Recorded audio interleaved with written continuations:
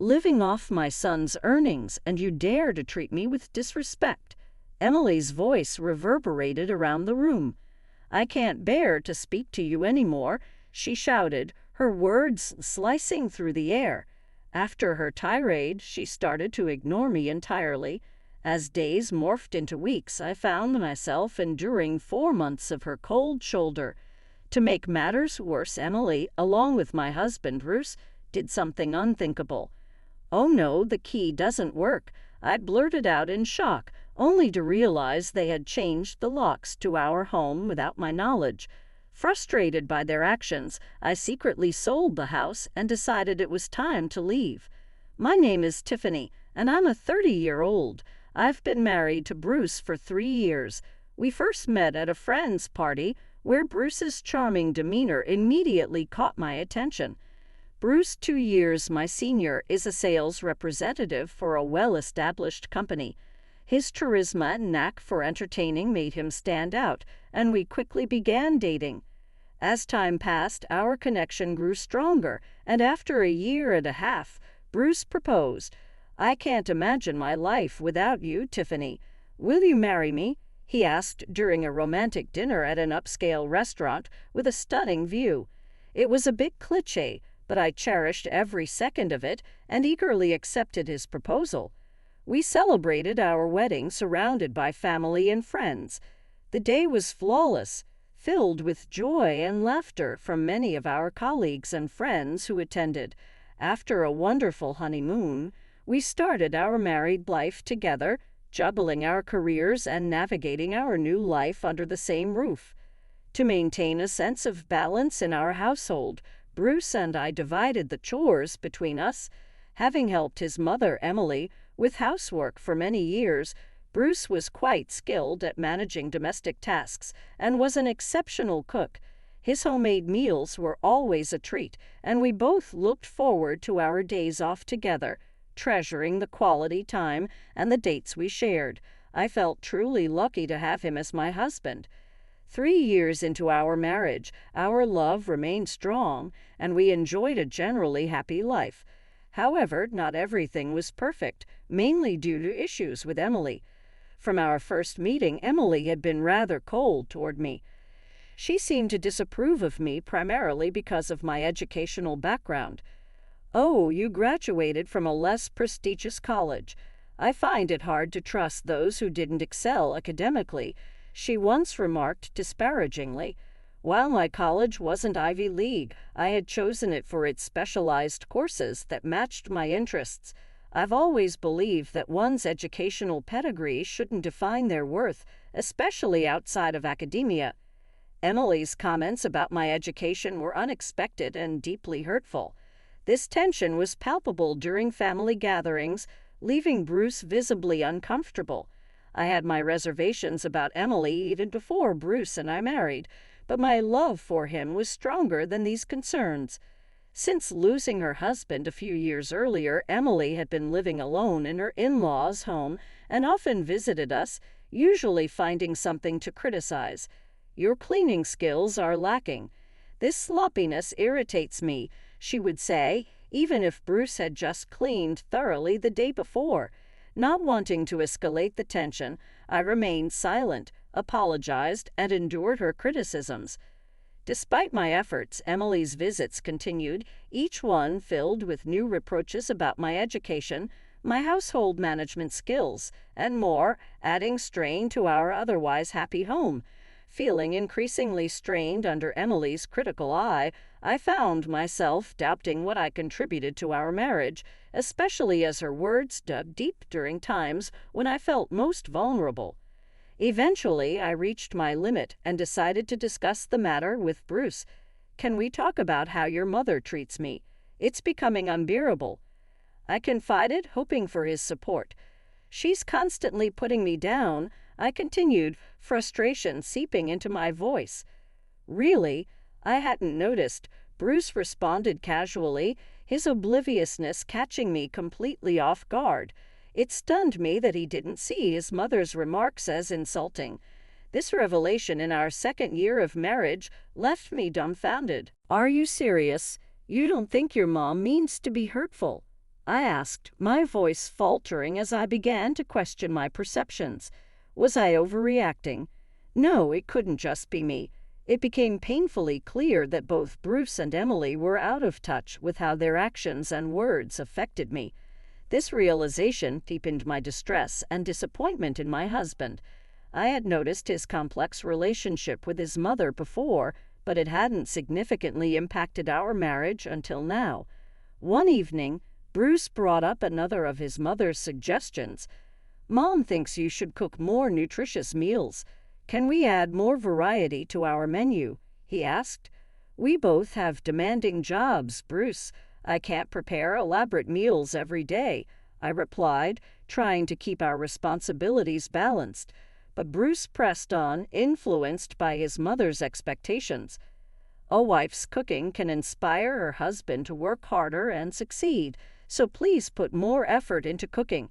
It feels like you've been cutting corners," he suggested reluctantly. I expanded the menu, which made dinner preparations more labor-intensive.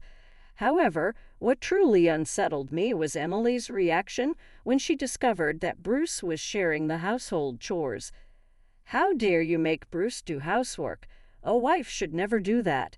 Stop it right now," Emily exclaimed angrily during one of her visits. Pushed to my limit by her constant criticisms and the imbalance in understanding between Bruce and me, I realized something had to change. We both worked full-time, and maintaining a home should be a shared responsibility. "It's only fair that we share the chores," I explained calmly. "How dare you, my daughter-in-law, speak against me? Unbelievable. This is why I can't stand people without a proper education," Emily retorted. "My argument has nothing to do with education. In fact, I believe my viewpoint is more aligned with modern times," I responded firmly, standing my ground. "Your views, Emily, seem outdated." My words made Emily's face turn red with anger. "That's enough. Stop mocking me. I won't tolerate this," she exclaimed before storming off to complain to my husband. Shortly after, my husband called me aside. "Mom is really upset. Why are you provoking her?" he questioned, visibly frustrated. "I'm not the one causing trouble here. It's your mom," I tried to explain, but his next words shocked me. "This is all your fault, isn't it, Tiffany?" he accused, shooting me an irritated glance. "What's with the attitude? You've become so disrespectful, just like Mom warned. It's not right for a wife to behave this way," he continued with a disapproving look. "Seriously, even you're saying this now?" I felt a deep sense of disappointment. I had hoped my husband shared different values, but it seemed Emily's influence was stronger than I had realized. Doubts about my happiness in this marriage began to overwhelm me. Then my husband dropped another bombshell. "Mom is moving in with us," he announced. "When is she coming?" I asked, caught off guard. "Don't say starting tomorrow like it's temporary," he replied uneasily. "So it's just for tomorrow?" I questioned, hoping for some clarity but feeling a sinking sensation in my stomach. "No, she's moving in starting tomorrow," he clarified. I was stunned, hardly able to believe what I was hearing. The reality of my situation was beginning to sink in, challenging the foundations of our marriage and my expectations for our life together. "Since when did we decide to live together? My mom finds it inconvenient to keep coming over.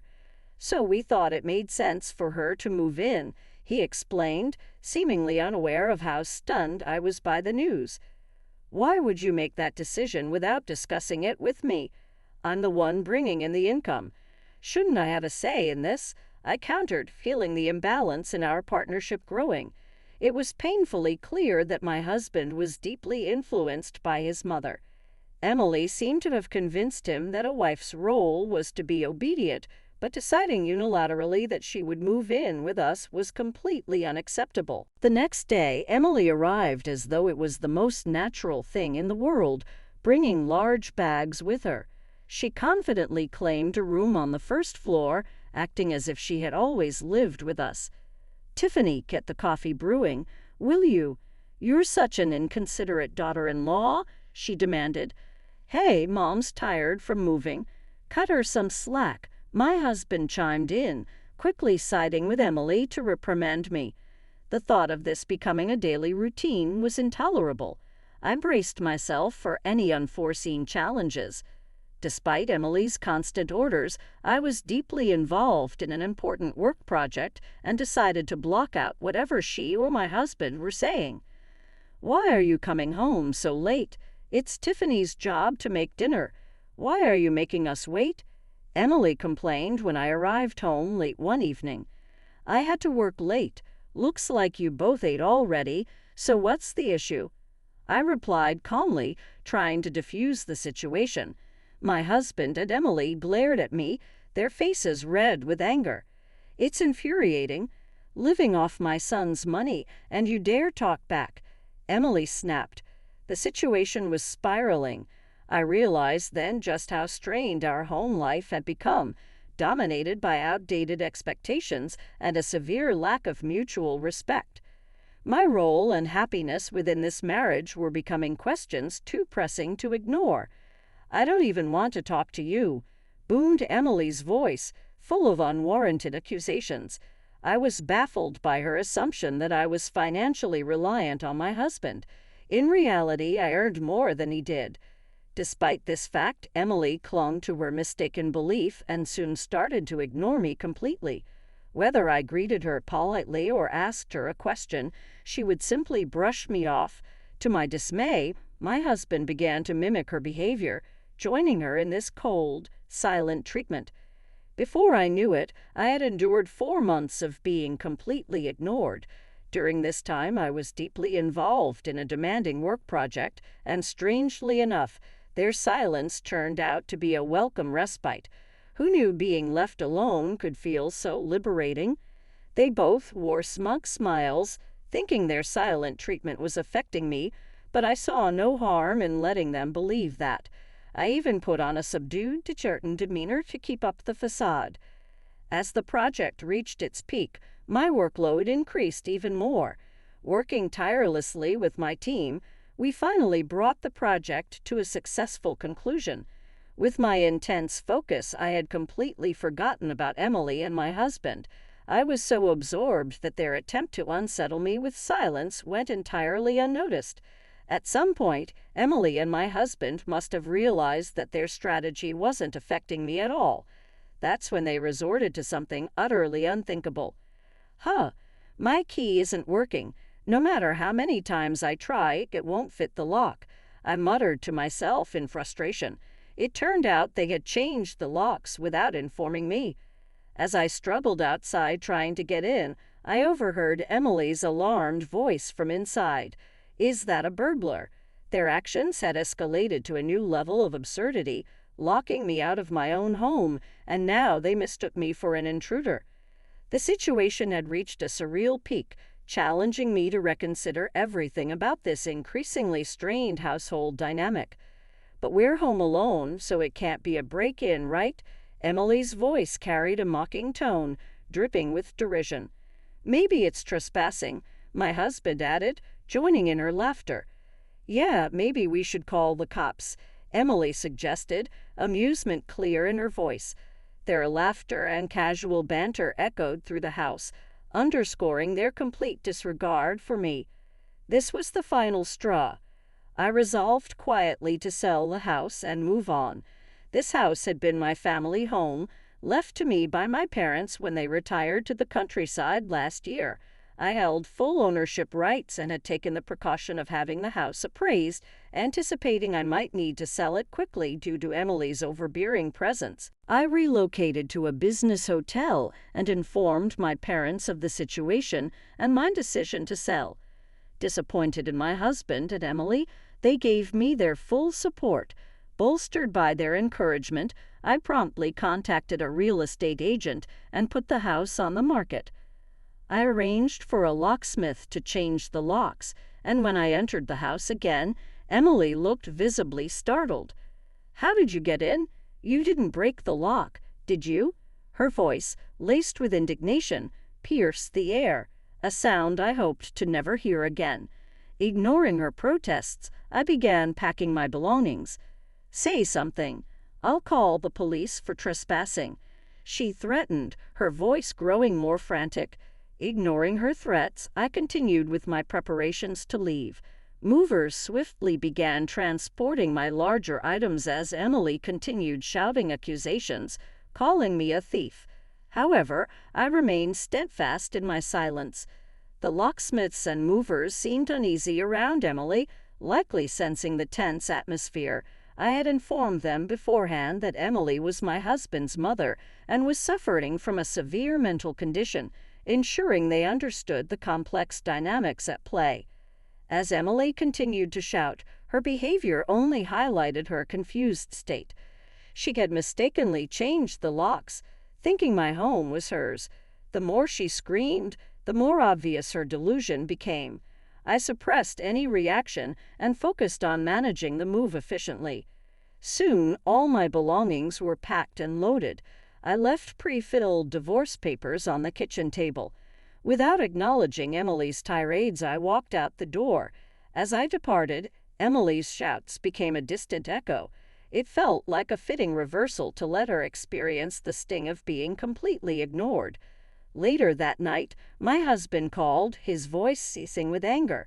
"What do you think you're doing, taking things from this house?" he demanded.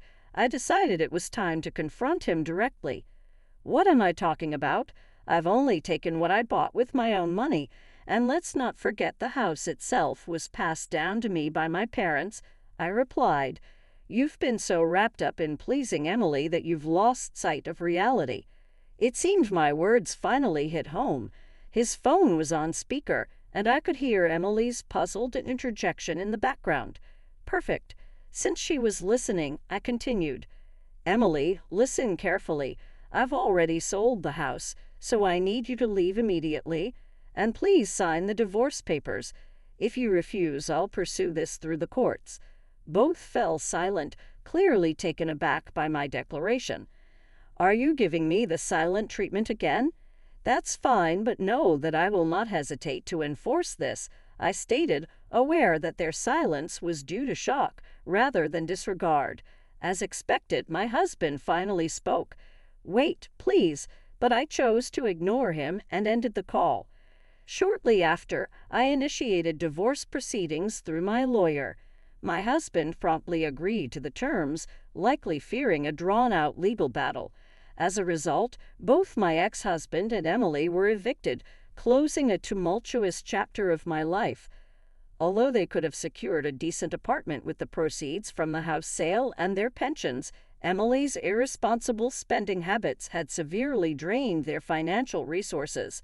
She had squandered my father-in-law's inheritance to pay off debts, leaving my ex-husband to grapple with the financial mess she created. Despite his numerous explanations and pleas for reconciliation, I chose to completely distance myself from the situation. Now I live alone in a comfortable apartment. I've decided to save the money from the house sale for my retirement. Currently, I am focusing on advancing my career and working towards a promotion. Love can wait. Right now, my priority is securing my future and ensuring my financial stability.